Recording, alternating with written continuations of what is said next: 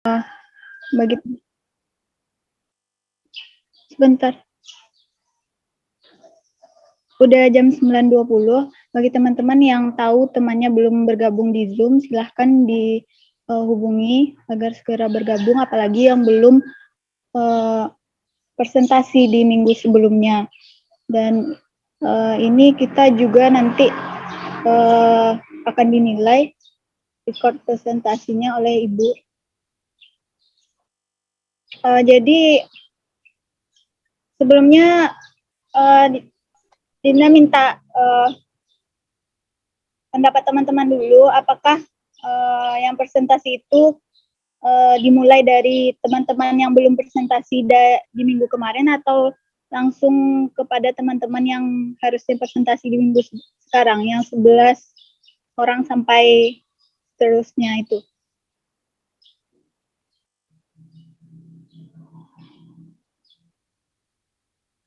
Yang mau aja dulu, Kak. Oh, oke. Berarti yang mau ya. Oke, kepada teman-teman yang mau, silahkan dimulai presentasinya. Boleh duluan, teman-teman. Boleh. Oke, Assalamualaikum warahmatullahi wabarakatuh. Saya Gevan Elfarezi. Ini saya akan membacakan sedikit review mengenai buku yang saya baca dan saya anggap inspiratif. Judul buku ini adalah Orang Terkaya di Babilonia atau The Richest Man in Babylon. Jadi penulisnya ini George S. Clason, terus diterjemahkan oleh Eka Ugi Sutikno. Ukuran bukunya 13 kali 19 cm dengan tebal 178 halaman. Jenis kertasnya book paper, covernya soft cover, dan sebagainya. Jadi tidak ada satu orang pun di dunia ini yang tidak hidup dalam berkelimpahan dan keberuntungan. Begitupun saya dan miliaran orang lainnya di muka bumi ini.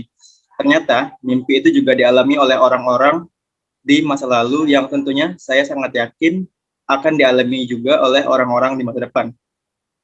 Berjuta-juta orang sangat akrab dengan tulisan George Samuel Clason dan mendapatkan inspirasi mendalam dari buku yang kini menjadi karya klasik ini.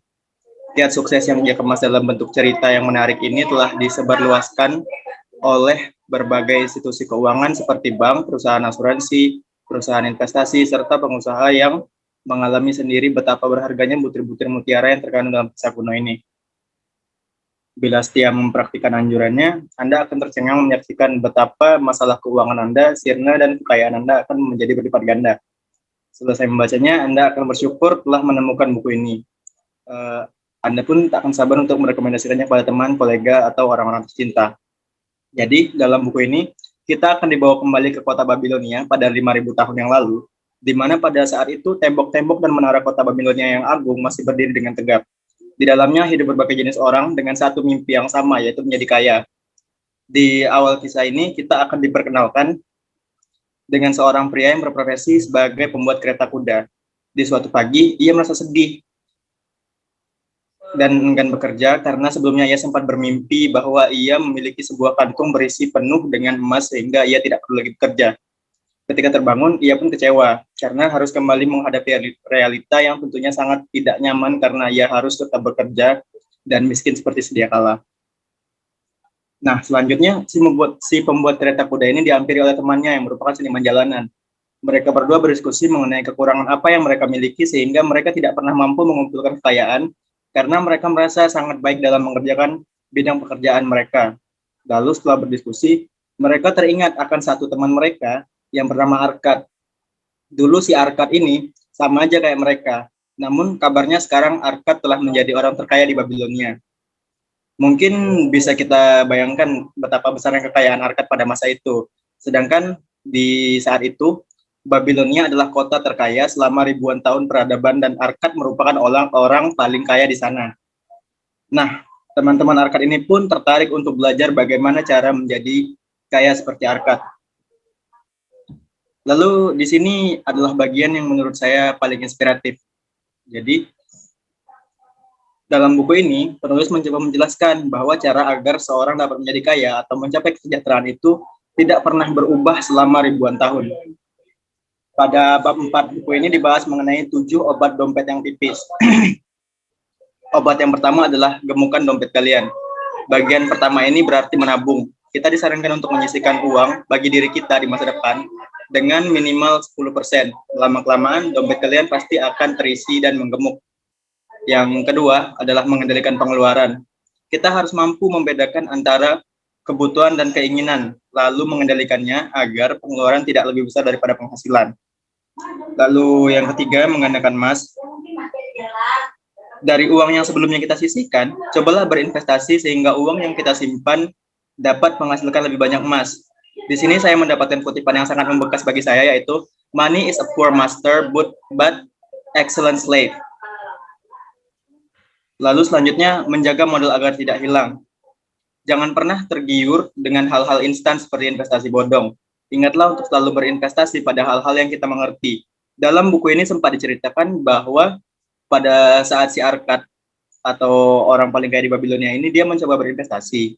Ia menginvestasikan hartanya pada seorang ahli batu bata yang katanya akan membeli permata langka dari Fenisia. Nah, karena tukang batu bata ini tidak mengetahui apa-apa mengenai permata, ia pun ditipu dan Arkad kehilangan seluruh hartanya. Lalu selanjutnya adalah mengamankan diri dengan investasi jangka panjang dan asuransi. Ini adalah hal penting yang dilakukan oleh orang kaya dari zaman dahulu agar memastikan ketika kemampuan fisik mereka berkurang, mereka akan tetap dapat menikmati hidup yang nyaman dan berkelimpahan. Hal ini juga untuk memastikan bahwa anak-anak mereka tetap dapat menikmati hasil kerja keras orang tua mereka meskipun mereka telah tiada. Lalu yang terakhir adalah meningkatkan kemampuan dalam menghasilkan uang. Untuk terus menjadi kaya dan semakin bertambah kaya, maka mereka harus belajar bagaimana cara paling efektif untuk menghasilkan lebih banyak uang. Itulah sebabnya di rumah-rumah orang kaya kita pasti akan menemukan perpustakaan pribadi yang di dalamnya terdapat banyak buku pelajaran mengenai berbagai macam hal. Demikian adalah hal-hal yang menurut saya inspiratif karena secara gamblang kita ditunjukkan betapa mudahnya cara untuk menjadi kaya yang diyakini tidak akan pernah berubah selama ribuan tahun. Sekian review dari saya. Wassalam.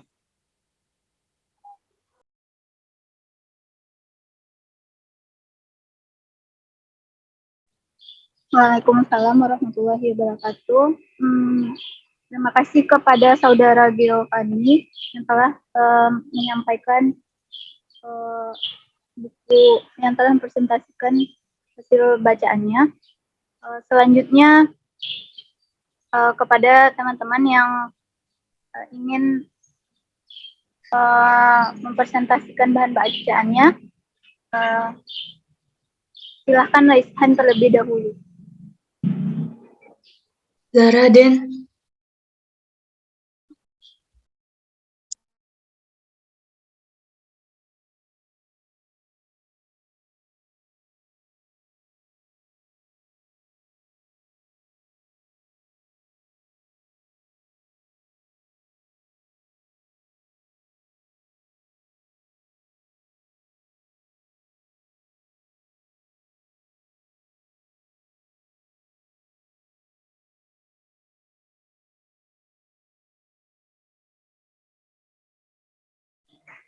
Bagaimana ini teman-teman? Sepertinya banyak yang raise hand. Kita urutkan saja ya. Kepada Kiki, Amelia disilahkan.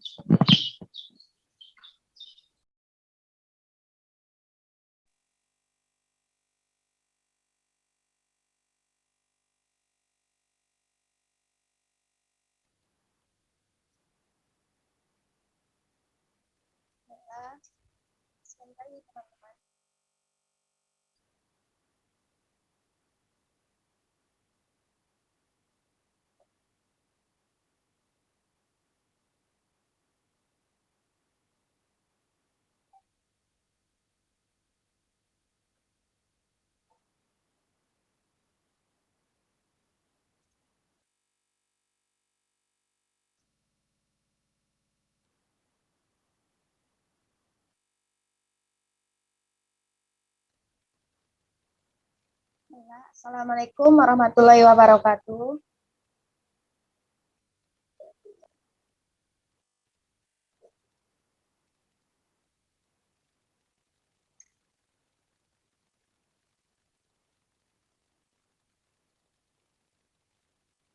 Sebelumnya, apakah suara saya terdengar, teman-teman? Terdengar, Ki.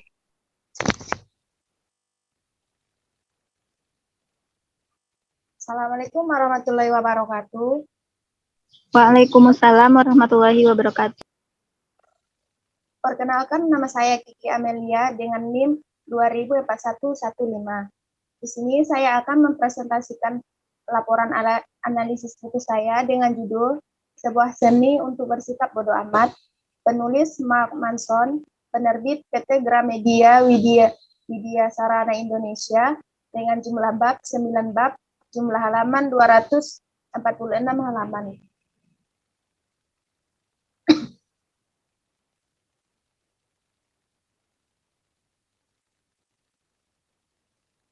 Pada buku ini, buku karya Mark Manson ini memberikan perspektif yang baru bagaimana kita bersikap terhadap hidup kita. Bagaimana kita memilih mana yang perlu diperdulikan dan mana yang perlu untuk bersikap bodo amat. Mark Manson memulai sebuah prinsip hidup, yaitu bersikap bodo amat terhadap hal-hal yang tidak terlalu penting di kehidupan kita, tapi faktanya dalam kehidupan banyak orang, hal seperti inilah yang justru mengambil sebagian besar perhatiannya dan kemudian membuat mereka untuk menyesali banyak hal dalam kehidupan seperti tekanan, beban hidup, penderitaan, dan ini membuat hidup kita menjadi tidak efektif, bahkan tidak bahagia. Ide besar buku ini adalah kita perlu memiliki kesadaran diri tentang kematian, karena kesadaran seperti ini akan membuat kita memiliki sebuah nilai yang kita rasakan jauh lebih besar daripada tatanan hidup yang kita dapatkan, karena mereka terbuka terhadap masukan-masukan.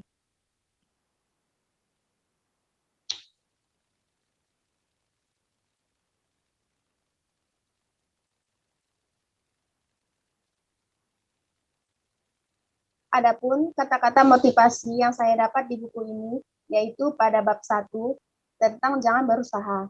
Di bab ini, Manson menjelaskan tentang seorang bernama Charles Bukowski yang merupakan seorang pecandu alkohol, senang bermain dengan perempuan, pejudi yang kronis,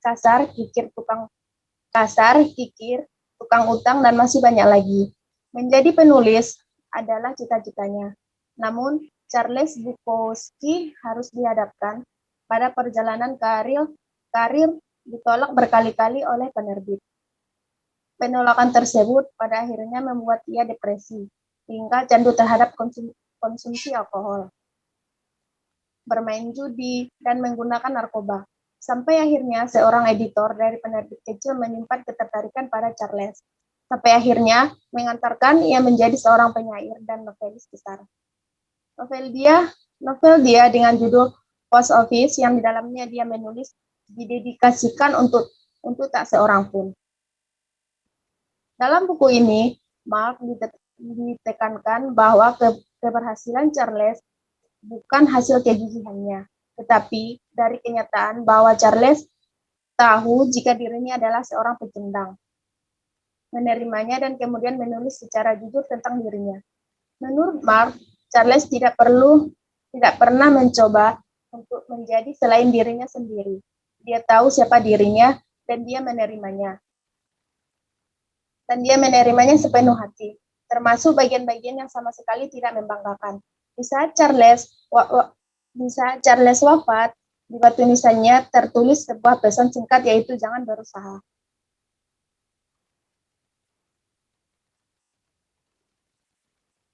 Jadi, kata-kata motivasinya yang saya dapat yaitu terdapat pada halaman 6 dan 10, yaitu hasrat untuk mengejar semakin banyak pengalaman positif sesungguhnya adalah sebuah pengalaman negatif.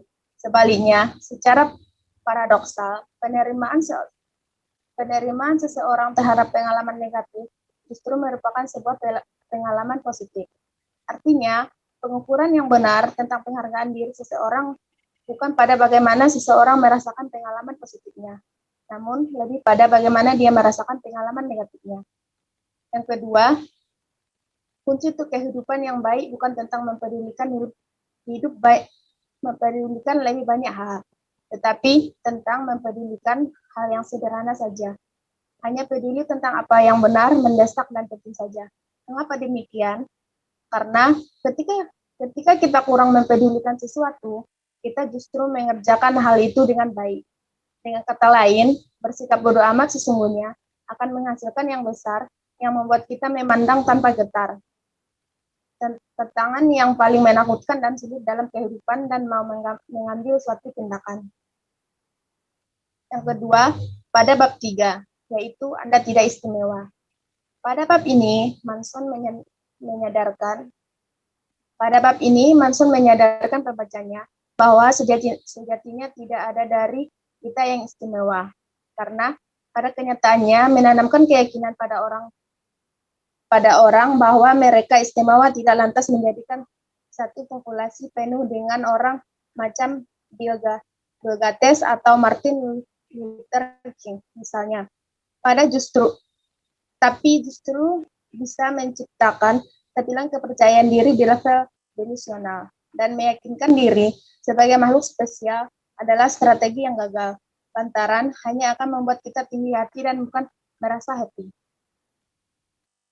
Pasalnya, pengukuran yang benar tentang penghargaan diri itu bukanlah jika seseorang merasakan pengalaman positifnya, tapi justru pengalaman negatifnya. Dan kemalangan serta kegagalan sesungguhnya berguna dan bahkan diperlukan untuk membangun seseorang menjadi orang dewasa yang tangguh dan sukses nantinya. Jadi, meski terdengar membosankan dan biasa saja, menurut Manson, mengapresiasi pengalaman sederhana dalam hidup dan penerimaan terhadap eksistensi diri yang sedang-sedang saja akan membebaskan kita untuk menuntaskan apa sungguh ingin kita selesaikan tanpa penilaian atau ekspektasi yang berlebihan. Jadi kata-kata motivasi yang saya dapat yaitu terdapat pada halaman 72, yaitu orang biasa menjadi hebat karena mereka mengerti bahwa mereka tidak luar biasa. Mereka biasa saja dan berpikir mereka bisa menjadi jauh lebih baik, memperbaiki dan mengembangkan diri. Yang ketiga yaitu pada bab 7 tentang kegagalan adalah jalan untuk maju.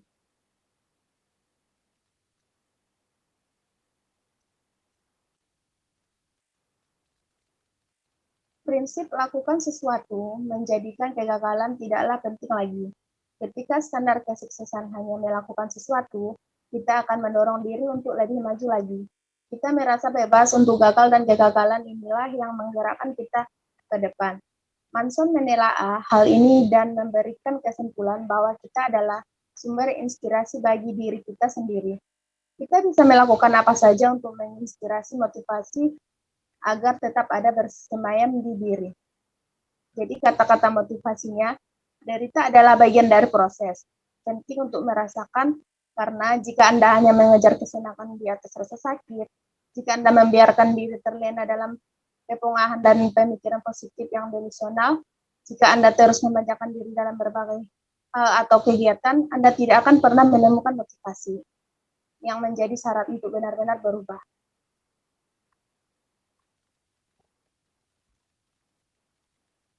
Baiklah teman-teman, cukup sekian isi laporan analisis buku saya. Saya ucapkan terima kasih. Assalamualaikum warahmatullahi wabarakatuh.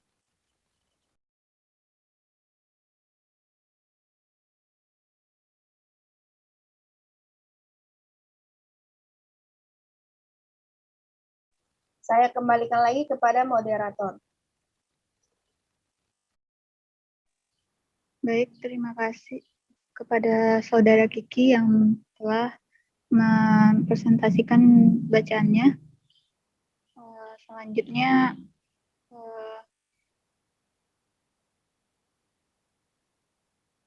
Selanjutnya kita silahkan kepada Saudari Zahra untuk mempresentasikan bahan bacaannya. Kepada Zahra, Disilahkan.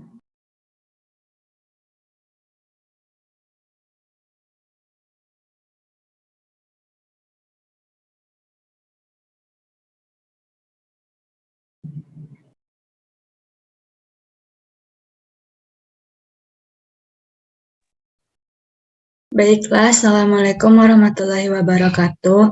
Perkenalkan, nama saya Zara Alfinesa dengan NIM 204094. Di sini saya akan membacakan hasil literasi saya, yaitu buku dengan berjudul Manajemen Sumber Daya Manusia Profesional. Buku ini ditulis oleh Masram dan Mu'ah. Penerbit yaitu penerbit Ziva Tamaplu Besar yang terbit pada tahun 2017. Jumlah halaman pada buku ini yaitu ada 200 halaman dan 9 bab. Buku ini membahas tentang manajemen sumber daya manusia, yang mana manajemen sumber daya manusia ini merupakan ilmu esensial yang menjadikan kerangka dari sebuah organisasi untuk menjalankan organisasi dan mempunyai SDM yang unggul. Oleh karena itu diperlukan manajemen dalam pemberdayaan sumber daya manusia.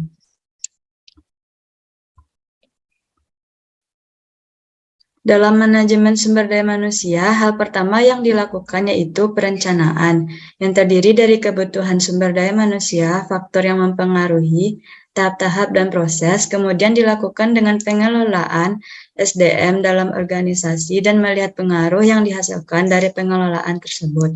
Manajemen SDM ini juga membahas etika, sikap kerja, dan profesionalisme dari SDM.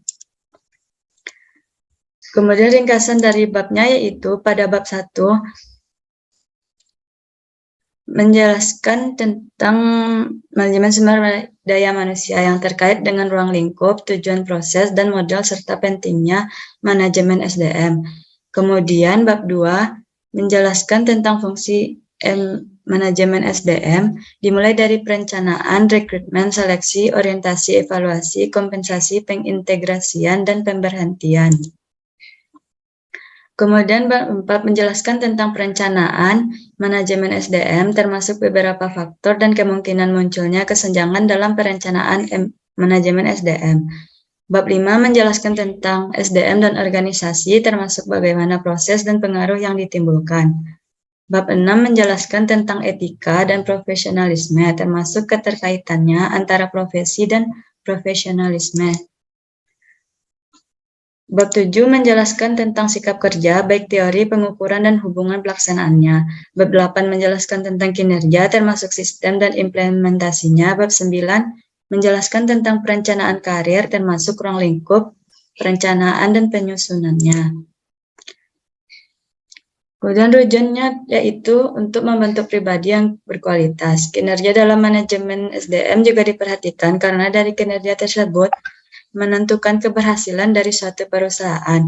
Dan manajemen SDM tidak hanya membentuk pribadi yang profesional, namun juga melakukan perencanaan karir terhadap SDM tersebut.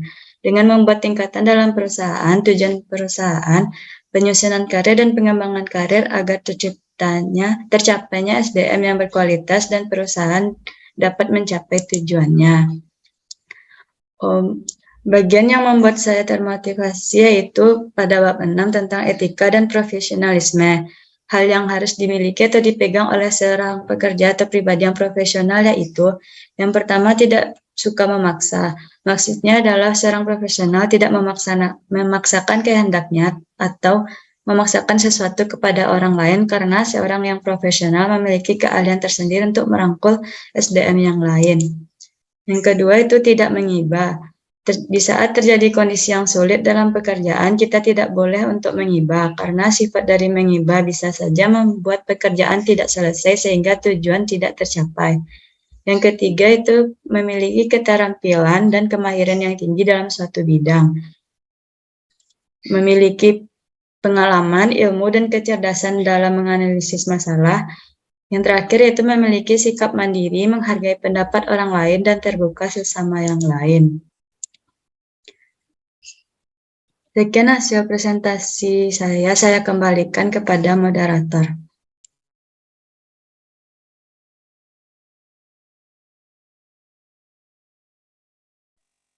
Baik, terima kasih kepada Saudari Zahra yang telah mempresentasikan buku bahan bacaannya. Teman-teman, baik, selanjutnya kita silakan kepada Saudari Nabila untuk menyampaikan bahan bacaannya. Kepada Nabila, disilakan.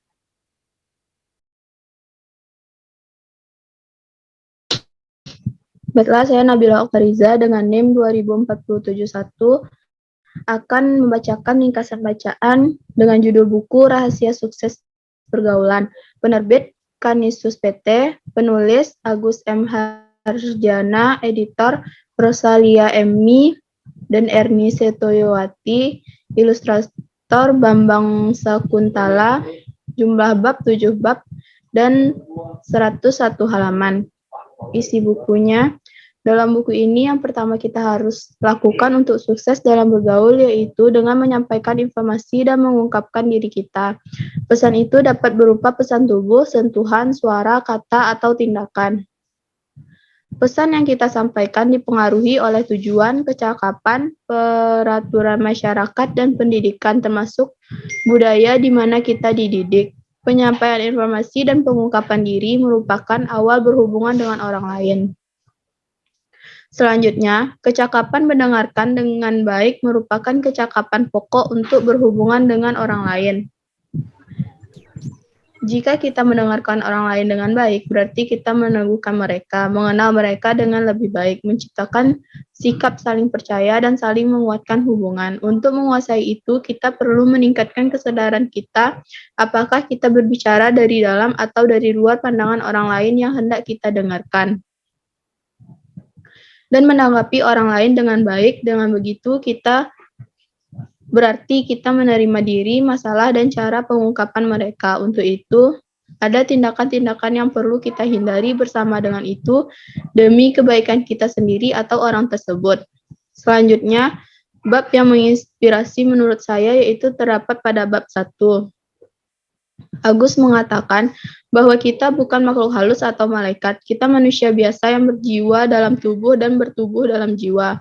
Karena itu, dalam berhubungan dengan orang lain, kita menampilkan dan mengungkapkan diri. Tanpa itu, kehadiran kita tidak dianggap dan tindakan kita tidak terlihat. Tanpa penampilan dan pengungkapan orang lain, tidak mempunyai titik tolak dan bahan untuk menyambut dan menanggapi diri dan perilaku kita.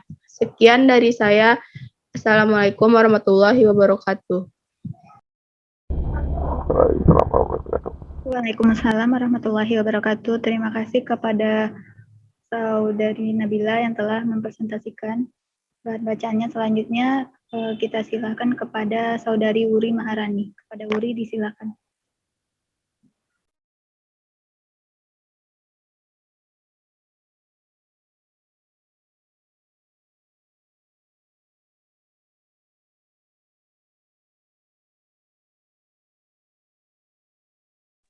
Baiklah, Assalamualaikum warahmatullahi wabarakatuh.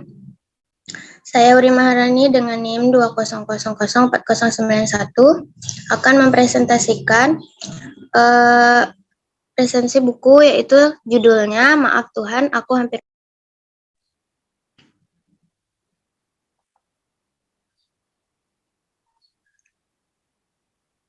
Di sini identitas bukunya, judul bukunya Maaf Tuhan Aku Hampir Menyerah, penulisnya yaitu Alfial Ghazi, penerbitnya penerbit Sahima, tahun terbitnya yaitu tahun 2020, tebal halamannya sebanyak 246 halaman, dengan jumlah bab sebanyak 73 bab.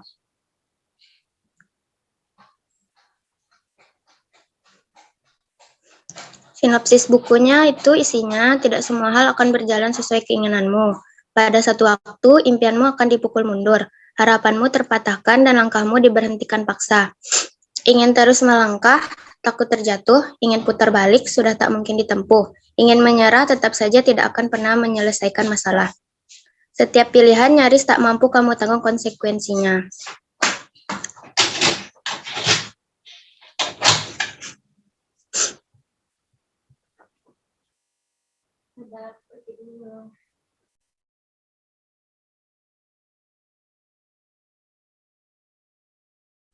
Baiklah, bab yang menginspirasi menurut saya itu ada di judulnya Aku Hanya Ingin Bahagia. Nah, pada bab ini menjelaskan bahwa manusia terkadang merasa sedih dan kesepian, di mana terkadang kita merasa iri dengan kehidupan orang lain, kita lihat hidupnya begitu sukses, penuh dengan kekayaan, dan mereka yang bisa hidup dengan orang yang dicintainya. Di sini menjelaskan bahwa terkadang manusia hanya melihat ke atas tanpa melihat ke bawah. Jika kita lihat kehidupan yang lebih di bawah kita, baiklah saya lanjutkan.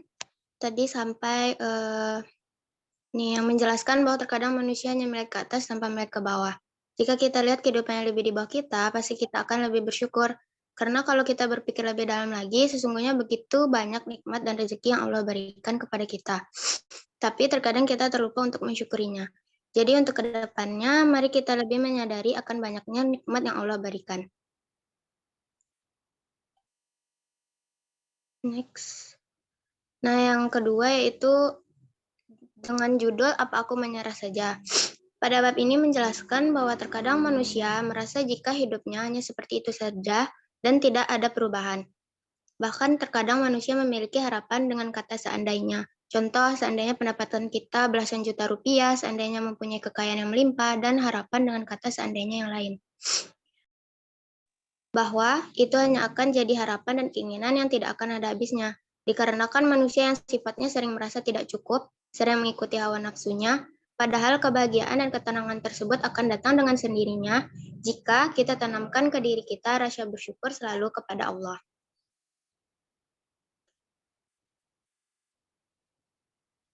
Yang ketiga yaitu kufur nikmat. Pada bab ini menjelaskan bahwa manusia terkadang merasa kufur akan nikmat yang ada. Tidak selamanya kenikmatan yang kita dapat membawa ketaatan. Terkadang kenikmatan membawa kita pada kehancuran jika kita tidak bersyukur kepada Allah. Di situ bisa kita simpulkan bahwa kita bisa bersyukur, maka membuat kita lebih merasa tenang dan bahagia. Baiklah, sekian presentasi dari saya. Jika ada kesalahan, saya mohon maaf. Saya kembalikan lagi kepada moderator. Baik, terima kasih kepada saudari Wuri yang telah mempresentasikan bahan bacaannya. Selanjutnya kita silakan kepada saudara Ihsan Huda. Kepada Ihsan, disilahkan. Baik, Assalamualaikum warahmatullahi wabarakatuh. Perkenalkan, nama saya Ihsan Huda dengan NIM 204062. Baiklah, saya akan mempresentasikan laporan ringkasan bacaan buku yang telah saya baca. Dengan judul buku Rentang Kisah, penulis Gita Savitri Devi, penerbit Gagas Media dengan jumlah halaman 208 halaman.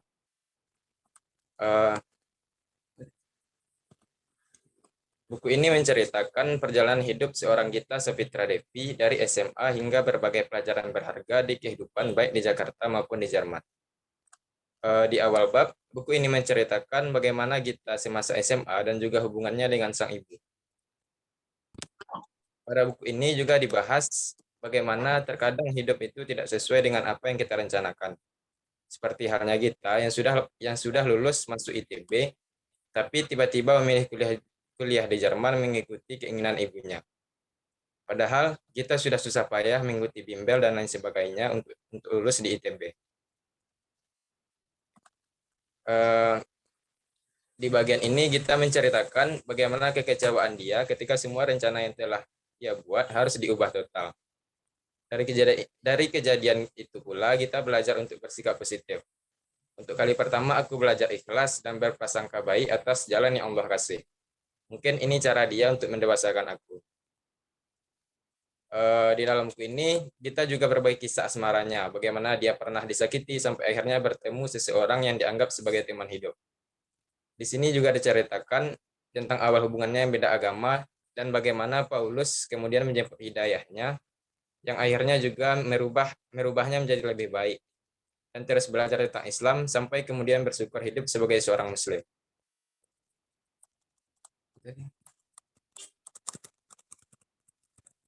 Jadi inti dari buku ini adalah bagaimana kita seharusnya menghadapi kehidupan, bahwasanya hidup itu tak selamanya mulus dan tak semua yang kita inginkan itu dapat tercapai. Allah punya cara lain untuk membuat hidup kita lebih berarti. Dalam buku ini kita juga diajarkan untuk belajar ikhlas dan juga bersyukur dengan hidup yang kita jalani. Dari buku ini juga kita juga dapat mengambil pelajaran bahwasanya sesuatu yang dilakukan atas dasar patuh terhadap orang tua itu endingnya bakal akan manis.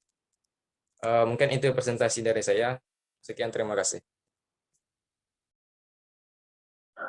Baik, terima kasih kepada Saudara Ihsanul Huda. Selanjutnya kita persilahkan kepada Saudara Miftahul untuk mempresentasikan bahan bacaannya. Kepada Miftahul Huda, disilahkan. Baik, Assalamualaikum warahmatullahi wabarakatuh.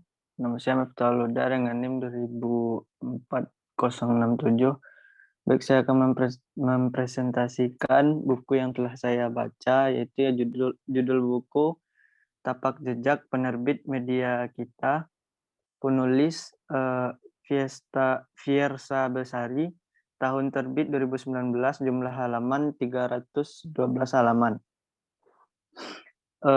Sinopsis novel Tapak Jejak ini pada bulan April tahun 2013 diawali dengan niat dan tujuan yang berbeda. 3 orang pengelana memulai sebuah perjalanan untuk menyelusuri berbagai daerah di penjuru Indonesia. Meskipun pada akhirnya satu persatu teman seperjalanan memilih arah pulang, tetapi langkah yang sudah dijejaki harus dilanjutkan. Buku Tapak Jejak akan melanjutkan petualangannya arah langkah mengunjungi berbagai daerah di bagian paling timur Indonesia. Tapak Jejak akan menelusuri keindahan alam Indonesia, tradisi dan budaya yang akan menembus dinding kegelisahan mengenai apa itu makna rumah dan keluarga. Namun, satu hal yang tidak akan pernah berubah, yakni sejauh apapun kaki melangkah, hati akan selalu menemukan arahnya untuk pulang menuju ke suatu tempat yang paling tepat. Tempat itu adalah rumah. Dalam novel Tapak Jejak ini, Fiersa Besari akan mengisahkan tentang silsilah keluarganya. Mulai Besari juga menceritakan tentang masa lalu dirinya. Prem dan Baduy yang menjadi 2 teman seperjalanan Fiersa Besari memilih untuk pulang dan mengakhiri perjalanannya di Ternate, sebab mereka berdua memiliki kewajiban untuk kembali ke rutinitas masing-masing. Perjalanan ke bagian timur Indonesia lebih banyak dilalui dengan menempuh jalur laut. Salah satu contohnya, ia harus menaiki kapal laut dari Pulau Sulawesi ke Papua. Begitu juga ketika ia menelusuri berbagai tempat yang ia kunjungi di Papua, semuanya ditempuh melalui jalur laut dan juga jalur darat. Seiring berjalannya waktu, berbagai tempat di Indonesia bagian timur akhirnya berhasil ia kunjungi meskipun menghadapi berbagai keterbatasan dan kesulitan. Semakin jauh Fiersa berpetualang, ia juga semakin sadar bahwa sebenarnya alasan berpetualang untuk menyembuhkan patah hati merupakan alasan yang kurang tepat. Sebab pada dasarnya sejauh apapun kita pergi kemanapun, kita melangkah, jika diri kita tidak berdamai dengan sakit hati yang dirasa, maka luka itu tidak akan bisa sembuh. Maka itu hal yang perlu dilakukan untuk mengobati luka adalah mencoba untuk berdamai dengan diri sendiri, berdamai dengan hati, dan berdamai dengan kenyataan yang tidak sesuai dengan ekspektasi. Kelebihan dari novel ini yaitu Fiersa Besari membagikan kisah perjalanannya mengelilingi Indonesia dengan gaya bahasa yang sederhana dan mudah dipahami. Fiersa Besari juga menyelipkan beberapa foto yang diambil dalam perjalanan tersebut yang mendukung pembaca untuk dapat memahami kisah yang diceritakannya. Fiersa Besari dapat menggambarkan perjalanannya yang begitu indah dengan mendeskripsikan keindahan alam Indonesia yang jarang dikunjungi masyarakat budaya yang dimilikinya. Masyarakat, isu sosial yang ada di sana, juga berbagai istilah yang ada di daerah tersebut. Maka dari itu, buku Tapak Jejak ini bukan hanya menceritakan kisah nyata perjalanan seseorang saja, tetapi juga dapat menjadi sumber pengetahuan bagi pembaca. Pembaca dapat mempelajari tentang kekayaan negeri Indonesia, perihal keluarga, persahabatan, dan makna rumah. Bagian yang yang menginspirasi bagi saya yaitu terletak pada bagian cover buku, yaitu yang berbunyi berhentilah berlari, terima kenyataan lalu pulang untuk melanjutkan kehidupan. Pesan moral yang terdapat pada novel Tapak Jejak ini itu kenangan buruk atau kenangan pahit masa lalu bukan menjadi suatu hal yang sejatinya perlu dilupakan. Sebab kenangan buruk yang tersebut dapat menjadi sebuah pelajaran bagi kita untuk menjadi pribadi yang lebih baik. Indonesia adalah negeri yang indah dan kaya, maka itu hendaknya kita sebagai bagian dari Indonesia, negeri Indonesia ini menjadi seluruh kekayaan dan keindahan dengan baik. Rumah bukan sekadar bangunan yang bisa kita tempati saja, melainkan rumah merupakan tempat di mana kita dapat merasakan nyaman. Tempat bagi kita untuk menaruh hati, tempat yang paling tepat bagi kita untuk selalu mengunjunginya. Rumah mencakup orang-orang terkasih yang akan selalu sedia di sana. Seperti sosok keluarga, terutama ibu yang akan selalu menerima kepulangan kita. Rumah adalah tempat yang tak tergantikan, sejauh dan seindah apapun tempat yang pernah kita kunjungi. Sejatinya luka hanya dapat disembuhkan jika kita bisa berdamai dengan diri sendiri, berdamai dengan kenyataan yang tidak sesuai dengan ekspektasi, maka itu jangan melakukan hal yang merugikan diri sendiri dan orang lain ketika patah hati. Hubungan antar sesama manusia bukan mengenai hubungan transaksional yang bersifat untung dan rugi. Namun hubungan antar manusia adalah tentang saling tolong-menolong ketika sedang kesusahan dan saling berbagi. Baik, sekian presentasi dari saya. Saya kembalikan kepada moderator. Baik, terima kasih kepada Saudara Miftahul Huda yang telah menyampaikan bahan bacaannya. Selanjutnya kita persilahkan kepada Saudari Yolanda Mahareni. Kepada Saudari Yolanda Mahareni, disilahkan.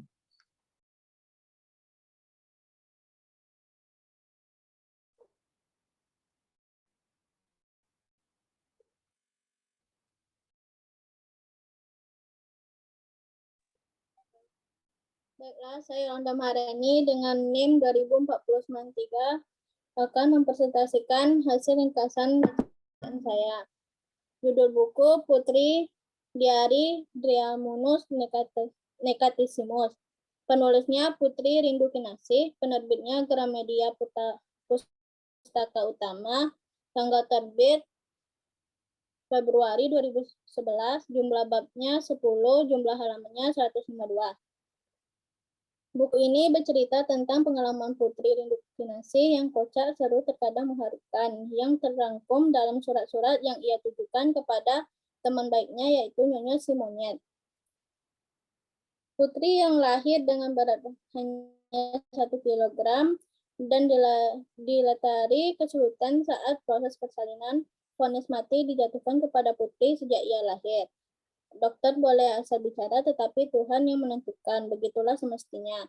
Bukan kematian yang mengikuti Putri, namun virus Driamunus Nekatisimus, virus akut pemicu kenekatan tingkat tinggi yang membuat Putri senantiasa tegak berdiri menantang segala halangan dan rintangan. Virus ini yang menjadikan dia pemain biola profesional. Bab yang paling menginspirasi saya yaitu terdapat pada bab 3 dengan judul Virus Driamunus Nekatisimus, terdapat pada halaman 31. Bab ini bercerita Putri yang harus mengambil keputusan yang besar untuk mencapai cita-citanya. Awalnya Putri bergabung di Orkes Remaja Twilight Youth Orchestra atau TYO. Di sana ia bertemu dengan Eric Aoui, yaitu orang pertama Indonesia yang ikut World Youth Orchestra. Setelah kira-kira hampir 3 bulan Putri latihan bersama TYO, Kak Erik mengajaknya mengobrol. Mereka mengobrol banyak hal seperti rencana kedepannya tentang bermain biola. Putri menceritakan tentang Pak Bagus, guru les biola yang sekarang Pak Bagus telah pindah ke Australia. Putri pun tidak mengikuti les apapun semenjak kepergian Pak Bagus, dan Kak Erik pun mengenalinya Putri untuk mengenalkan Putri pada Ibu Grace Sodargo.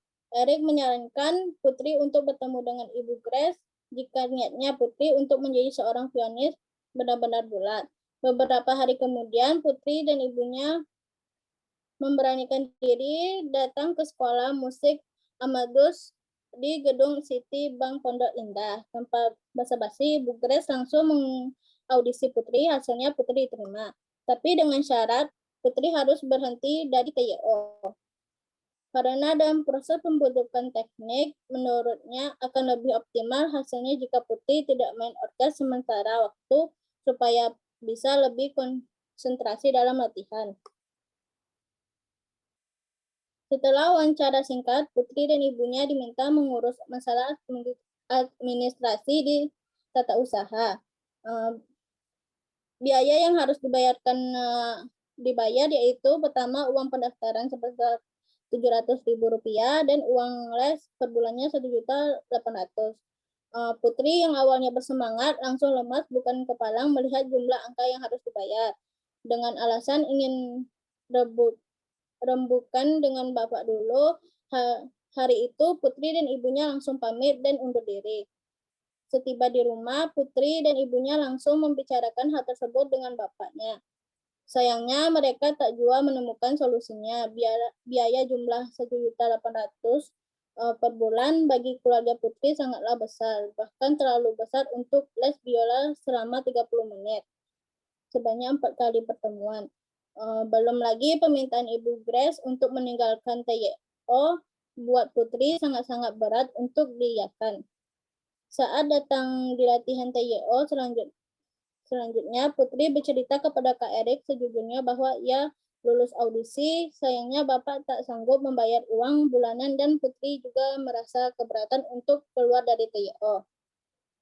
Tapi Kak Erik sama sekali tidak memberi wejangan apa-apa. Beliau justru malah menyerahkan semua keputusan itu di tangan Putri. Beliau berkata terserah Putri saja, mau ikut ke Amadeus atau tidak. Yang jelas Ibu Grace itu cuma kun laude di Australia. Jadi pastinya banyak sekali input yang bagus, tapi ya terserah Putri. Setelah 1 minggu, Putri dan bapaknya memutuskan untuk menemui Ibu Grace. Putri dan bapaknya memboncengkan ke Tanggerang.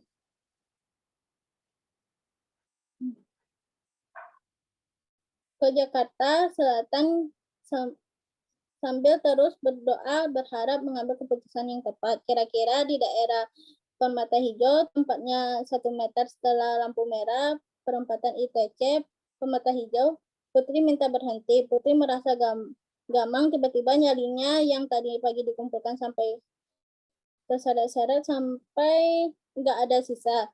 Terkumpul kira-kira 2 kilo. Entah kenapa begitu, tiba-tiba di Permata Hijau melihat Putri yang menciut, bapaknya mengusulkan untuk pulang saja daripada nanti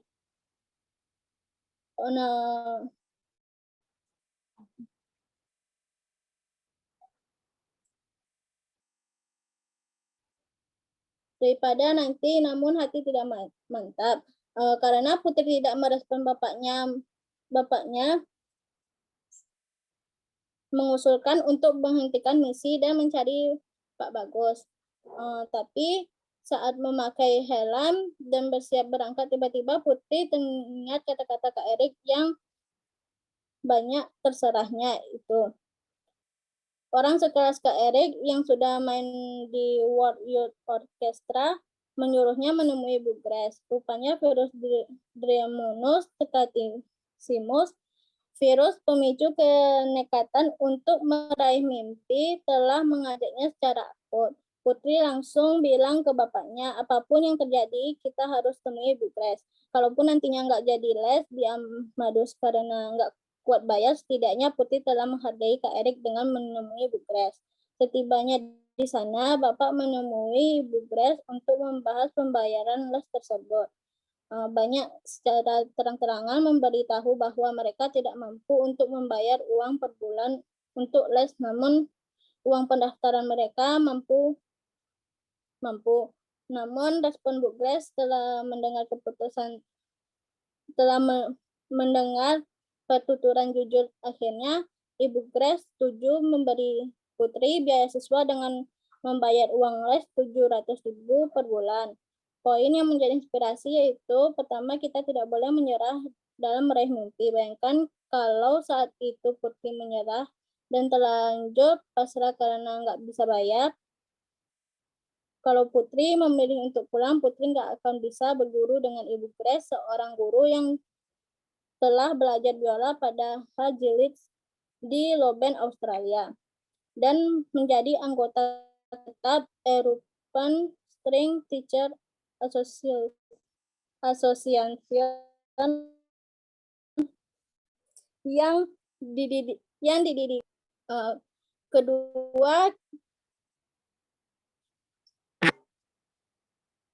Kedua, kita harus yakin dengan keputusan yang kita ambil. Mau itu endingnya akan baik atau buruk, kita harus bisa menerima itu. Ketiga, jangan takut akan hal sesuatu, lebih baik mencobanya. Jika kita mencobanya, setidaknya kita sudah ada pengalaman daripada kita tidak melakukan sama sekali, maka kita akan berada di titik itu saja. Sekian pemaparan presentasi dari ringkasan buku saya. Jika banyak salah, mohon maaf. Terima kasih. Assalamualaikum warahmatullahi wabarakatuh. Waalaikumsalam warahmatullahi wabarakatuh. Baiklah, terima kasih kepada Saudari Yolanda yang telah mempresentasikan. Selanjutnya kita silakan kepada Saudari Sahratun Hasanah.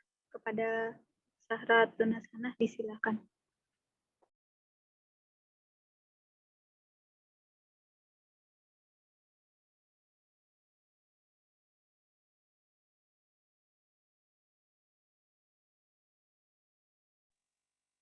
Sekali lagi disilakan kepada Saudari Sahratun Hasanah untuk mempresentasikan bahan bacaannya. Baik, terima kasih kepada moderator.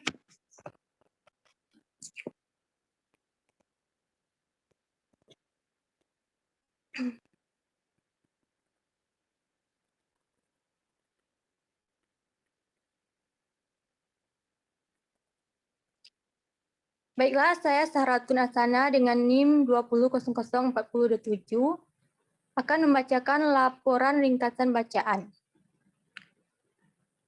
Judul buku Karakter Building atau Pembentukan Karakter, penulis Nasrul Safril, tahun terbit 2017, jumlah halaman 191 halaman.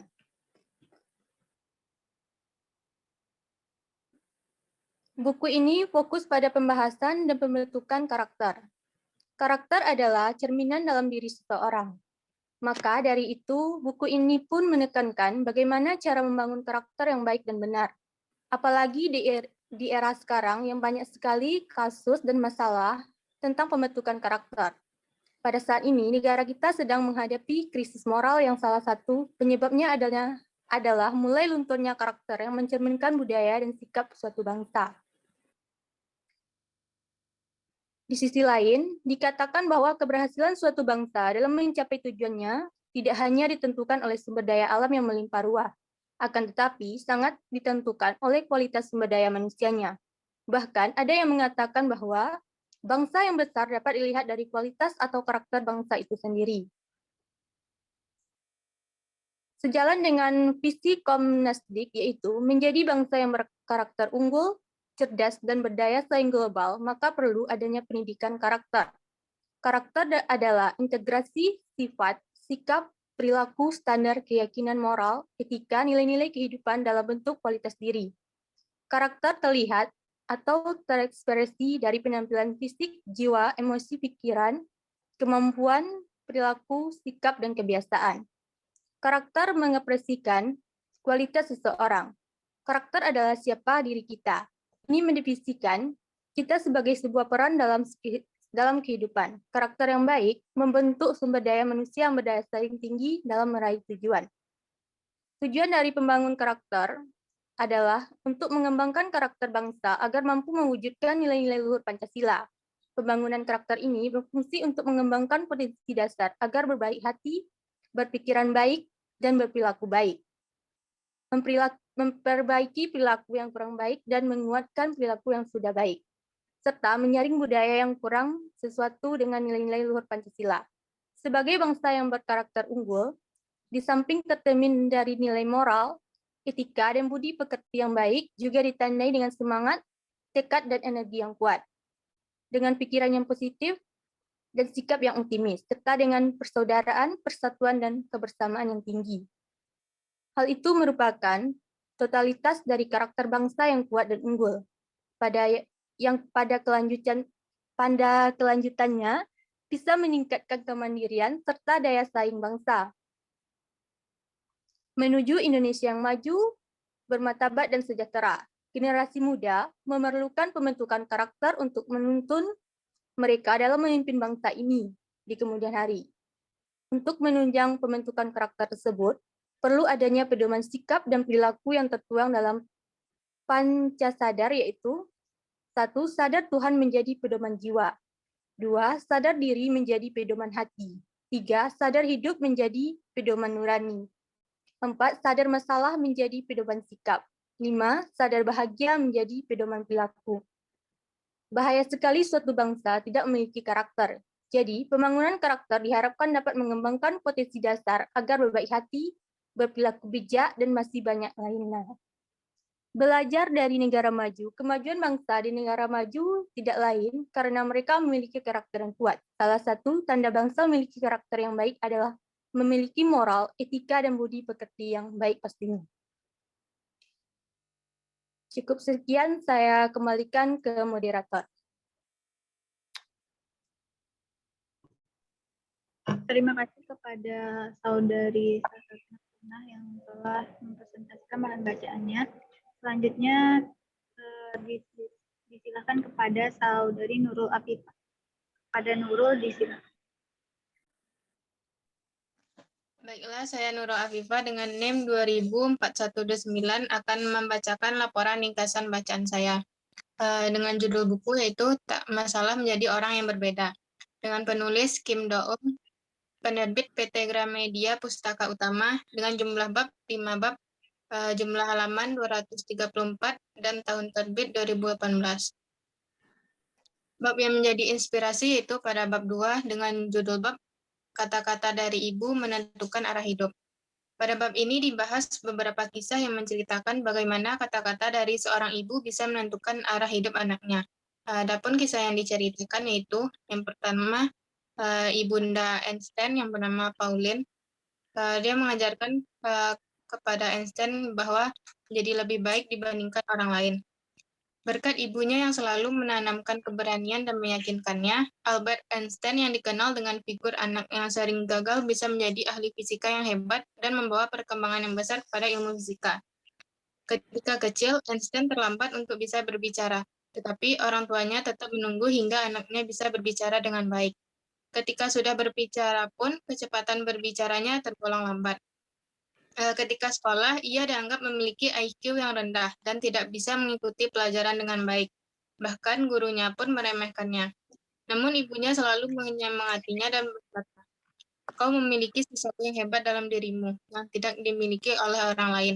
Kau kelak akan menjadi orang yang jauh lebih hebat daripada orang lain." Ibu Einstein sangat mendukung Einstein, bahkan ia menolak tawaran anaknya untuk tinggal bersama karena takut menghalangi penelitian anaknya. Yang kedua itu dari Ibunda Swetzer Adele. Dia mengajarkan bahwa harus bisa menjadi orang yang dicintai sekitarnya. Ibunda Swetzer mengajarkan kepadanya, cintailah sekelilingmu. Hal inilah yang selalu dipegang oleh Swetzer. Walaupun sudah mendapatkan keberhasilan sebagai pemain musik dan juga pengajar, serta memiliki kehidupan yang layak, ia ingin tetap belajar kedokteran. Dan akhirnya setelah 6 tahun ia bisa menjadi dokter. Motivasinya untuk menjadi dokter adalah ingin membantu orang-orang di Afrika yang tidak memiliki dokter di sana. Karena ia merasa bahwa banyak kesenjangan antara orang Eropa yang penuh kemudahan dengan kehidupan orang kulit hitam di Afrika. Dibandingkan banyak tempat di dunia ini, saat ini Afrika yang lebih membutuhkan dokter. Sampai detik ini, aku hidup demi kebahagiaanku saja. Tetapi, mulai saat ini, aku akan mencurahkan pikiran dan mengabdi demi orang lain. Yang ketiga itu Ibunda Nelson Mandela, bernama Nusikeni Fani. Dia mengajarkan bahwa jadilah orang yang baik hati, pemaaf, dan toleransi. Nelson Mandela merupakan presiden kulit hitam pertama Republik Afrika Selatan. Nelson Mandela dipenjara karena tuduhan pengkhianatan, dan akhirnya ia dibebaskan setelah 27 tahun.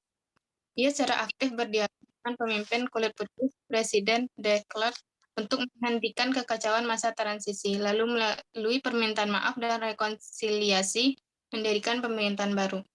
Nelson Mandela memilih untuk berdamai dan bertoleransi terhadap orang yang melakukan diskriminasi ras kulit hitam, walaupun kasusnya ditinjau ulang. Hal ini merupakan moral baik, budi, dan toleransi yang tertanam dalam hidupnya melalui cerita-cerita yang dituturkan ibunya ketika kecil. Kelembutan ibu yang membuatku terpanggil membantu orang-orang yang membutuhkan. Begitu kata Nelson Mandela, sehingga ia bisa menjadi pemimpin besar karena kasih cinta yang diajarkan oleh ibunya. Yang keempat yaitu Ibunda Martin Luther King, Alberta Williams. Semua manusia setara kedudukannya. Martin Luther King merupakan pemimpin gerakan pembebasan kulit hitam Amerika. Ia tidak suka adanya diskriminasi ras di lingkungan tempat tinggalnya. Ungkapan ibunya yang berkata bahwa semua manusia adalah sama dan kau adalah orang istimewa, membuka matanya pada kesetaraan. Kemudian ia memulai gerakan pembebasan kulit hitam dengan cara tidak melawan dan tidak menggunakan kekerasan. Yang terakhir yaitu Ibunda Bill Gates, Mary Maxwell, dengan mengajarkan jangan lupa berbagi kepada sesama dan jadilah pribadi yang bertanggung jawab. Ibunda Bill Gates mengajarkan kepadanya untuk bertanggung jawab terhadap segala hal yang dilakukannya. Sedari kecil, ia dididik boleh melakukan apa saja yang disukainya, asalkan bertanggung jawab. Dibesarkan dengan ajaran ibu, sedikit demi sedikit Bill Gates menjadi lebih berhati-hati dan memiliki kepercayaan diri terhadap hal yang dilakukannya. Juga bebas berpikir, mengembangkan imajinasi, dan mengemukakan ide.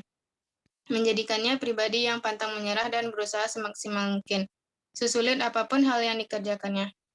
Ketika berpidato di kelulusan Harvard, Bill Gates menyampaikan bahwa harus berusaha keras demi memperbaiki yang salah dan memberikan solusi atas masalah masyarakat. Selain itu, ia juga menekankan untuk peduli terhadap sekitarnya tentang kemiskinan, kelaparan, dan anak-anak yang sekarat yang menderita penyakit yang tidak bisa diobati seluruh dunia. Sekian dari saya. Terima kasih. Assalamualaikum warahmatullahi wabarakatuh. Waalaikumsalam warahmatullahi wabarakatuh. Baiklah, terima kasih kepada Saudari Nurul Alghifah. Selanjutnya dipersilahkan kepada Saudara Alghifari Ramadan untuk mempresentasikan bahan bacaannya. Kepada Alghifari disilahkan.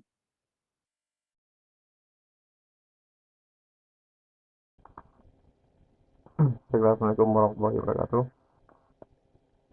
Waalaikumsalam warahmatullahi wabarakatuh. Perkenalkan, saya Alghifari Ramadan Sinaga dengan NIM 2042. Ini saya akan coba mereview buku Negeri 5 Menara karya Ahmad Fuadi dengan penerbit Gramedia. Buku ini memiliki jumlah bab 46 bab dan jumlah halaman itu ada 416 halaman. Sinopsis buku ini yaitu novel ini bercerita tentang kehidupan 6 santri dari 6 daerah yang berbeda yang menuntut ilmu di Pondok Madani, Ponorogo, Jawa Timur, yang jauh dari rumah dan berhasil mewujudkan mimpi menggapai jendela dunia. 6 santri tersebut adalah Alif Fikri Caniago dari Meninjau, Raja Lubis dari Medan, Said Jufri dari Surabaya, Dul Majid dari Sumeneb, Atang dari Bandung, dan terakhir ada Baso Salahuddin dari Goa.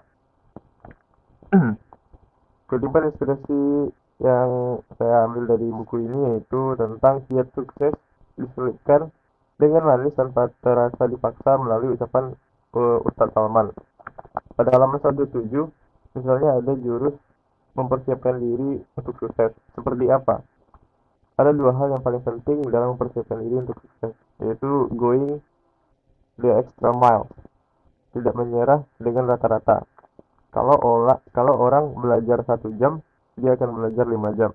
Kalau orang berlari di 2 kilo, dia akan berlari 3 kilo. Kalau orang menyerah di detik 10, dia tidak akan menyerah sampai detik 20. Selalu meningkatkan diri lebih dari orang biasa. Ujar Ustadz Salman di hadapan para murid di pesantren modern Pondok Madani. Resep lainnya adalah tidak pernah mengizinkan diri kalian dipengaruhi oleh unsur dari luar diri, oleh siapapun, apapun, dan suasana apapun. Artinya jangan mau sedih, marah, kecewa, dan takut karena faktor luar. Karena kalianlah yang berkuasa terhadap diri kalian sendiri. Jangan serahkan kekuasaan kepada orang lain. Orang boleh menodong senapan, tapi kalian punya pilihan untuk takut atau tetap tegar. Kalian punya pilihan untuk di lapisan diri kalian paling dalam, dan itu tidak ada hubungannya dengan pengaruh luar. Dari kutipan di atas terdapat dua hal yang memotivasi saya agar dapat berusaha sehingga menjadi sukses di kemudian hari. Pertama, ialah jangan pernah puas dengan hasil yang sama dengan kebanyakan orang. Lalu berusaha untuk meningkatkan diri lebih dari orang biasa. Lebihkan usaha, waktu, upaya, tekad, dan sebagainya dari orang lain.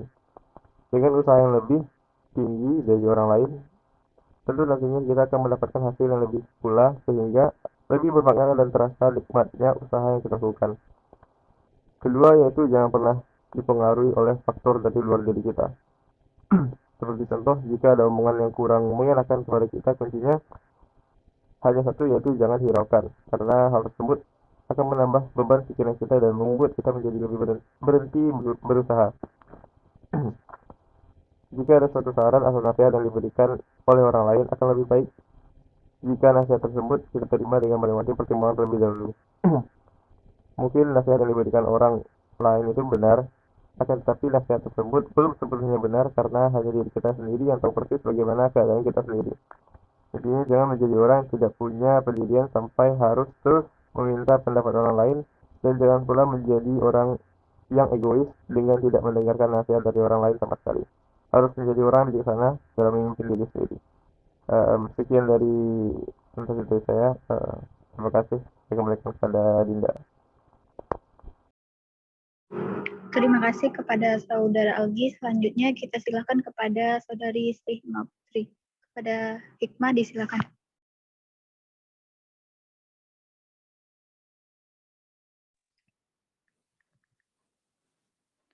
Baiklah, Assalamualaikum warahmatullahi wabarakatuh. Saya Sri Hikmah Putri dengan NIM 20004087 akan menyampaikan hasil ringkasan bacaan dari buku yang berjudul 5 cm yang ditulis oleh Doni Dirgantoro yang diterbitkan oleh PT Grasindo dengan jumlah halaman 382 halaman dan jumlah bab 10 bab. Buku ini menceritakan tentang perjalanan 5 orang sahabat yang telah bersahabat belasan tahun, yakni Arial, Riani, Zafran, Ian, dan Genta dalam perjalanan mereka mendaki Gunung Mahameru. Bagaimana mereka melalui hambatan serta rintangan untuk sampai ke puncak Mahameru pada tanggal 17 Agustus. Buku ini banyak memberikan pengajaran tentang harapan, impian, cinta, dan persahabatan.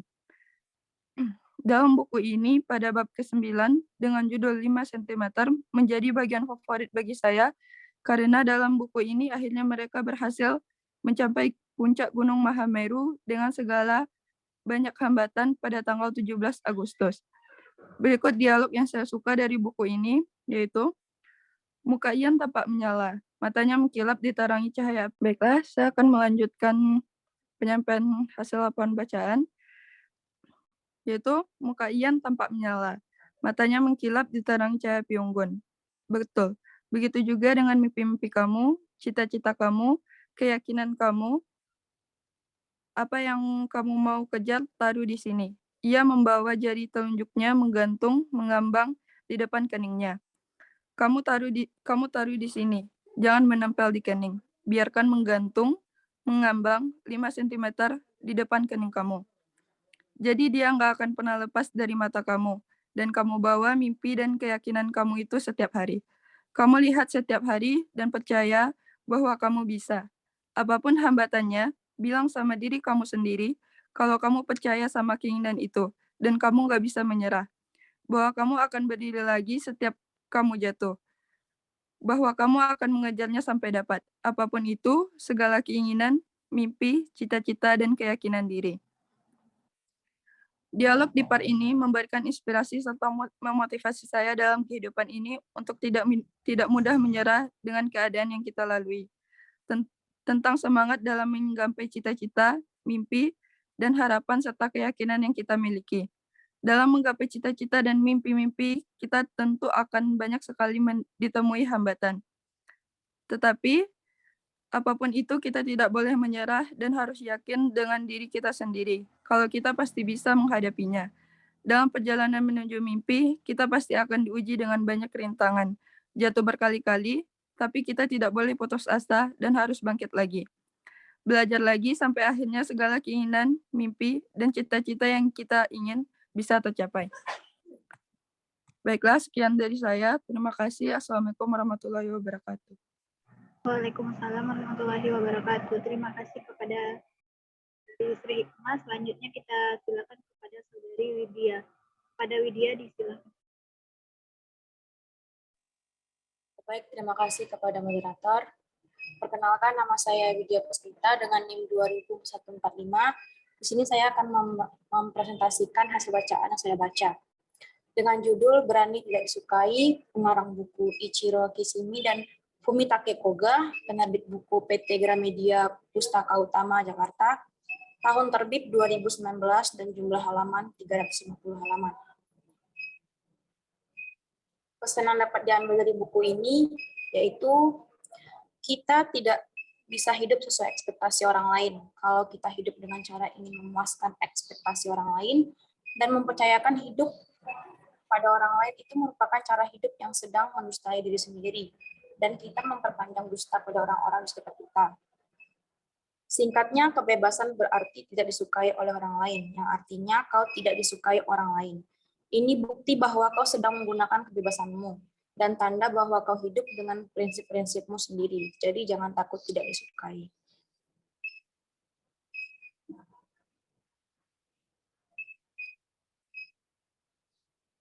Pelajaran penting lainnya, jangan melakukan sesuatu hanya karena ingin dipuji. Hubungan interpersonal yang mau tidak mau harus dihadapi seorang individu ketika berusaha untuk hidup. Seorang individu ketika berusaha untuk hidup sebagai makhluk sosial itu adalah tugas-tugas kehidupan. Itu merupakan tugas dalam artian seseorang tidak punya pilihan selain menghadapinya, yang terdapat di halaman 108. Berikut ini beberapa kalimat inspiratif yang saya baca. Yang pertama, saat ini dunia ini terlihat rumit dan misterius bagimu, tapi jika engkau berubah, dunia ini akan terlihat lebih sederhana. Persoalannya bukan tentang bagaimana dunia ini, tapi tentang bagaimana engkau. Terdapat di halaman 19. Yang kedua, kita tidak ditentukan oleh pengalaman kita, namun arti yang kita berikan pada pengalaman-pengalaman itu menentukan dengan sendirinya. Yang terdapat di halaman 13. Yang ketiga, hidupmu bukanlah sesuatu yang diberikan orang lain, tetapi sesuatu yang engkau pilih sendiri. Dan kaulah yang bisa memutuskan bagaimana caramu menjalani hidup. Terdapat di halaman 14. Yang keempat, kita tidak bisa mengubah masa lalu, dan itulah sebabnya hidup itu begitu sulit. Yang terdapat di halaman 22. Yang kelima, sekurang-kurangnya aku tidak merasa ingin menjadi orang lain, dan aku menerima diriku apa adanya. Terdapat di halaman 30. Sekian dari saya. Assalamualaikum warahmatullahi wabarakatuh. Terima kasih kepada Saudari Widya. Selanjutnya masih ada teman-teman yang belum mempresentasikan.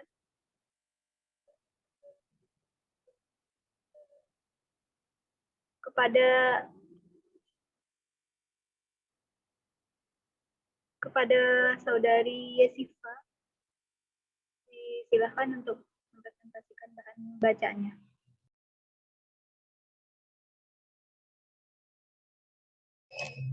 Baik, Assalamualaikum warahmatullahi wabarakatuh. Perkenalkan, nama saya Yusfa Elistia dengan NIM 204147. Izin membacakan hasil buku yang telah saya baca yang telah merubah pandangan saya, yaitu judul buku yaitu Maaf Tuhan Aku Hampir Menyerah, karya dari Alfa Gazi.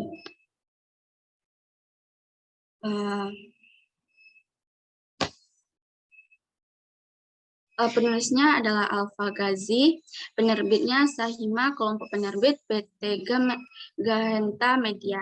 Isi buku per babnya ada 75, jumlah halamannya ada 246 halaman. Bagian yang diambil ada pada bagian bab 6 dengan tema berdamai dengan takdir.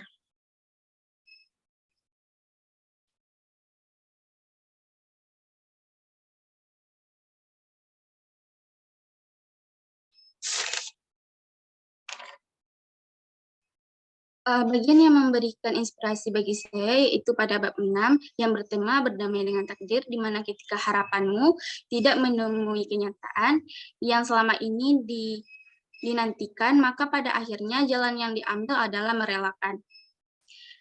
Di mana takdir menyapa tanpa bertanya apakah kamu mampu untuk menerimanya atau tidak. Hatimu patah, jiwamu direndungkan duka, apapun jalannya terpenting surga adalah akhirnya. Kesakitan yang melamatkan jauh lebih baik daripada kesenangan yang melalaikan. Di mana terdapat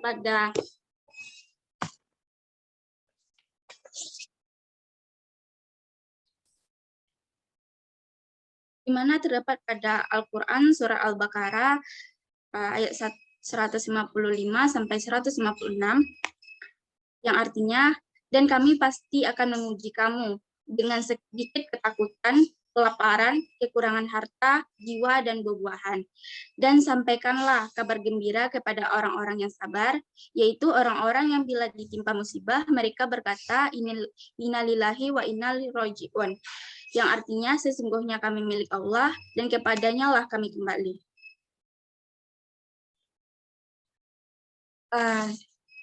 Sedikit saya akan membacakan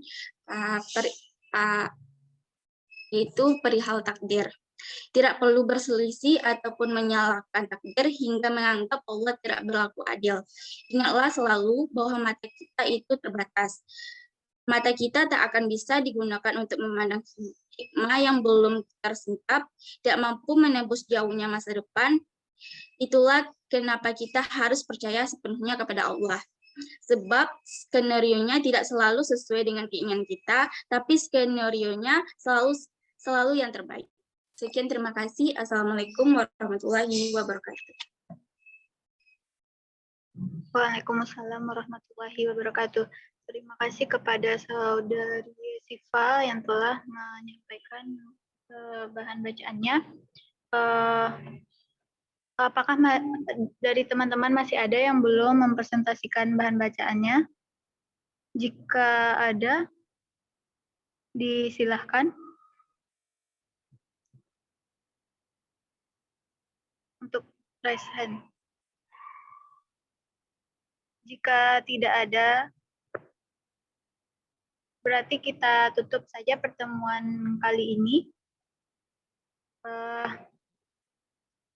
Saya sebagai moderator mengucapkan terima kasih yang sebesar-besarnya kepada teman-teman dan mohon maaf atas kesalahan.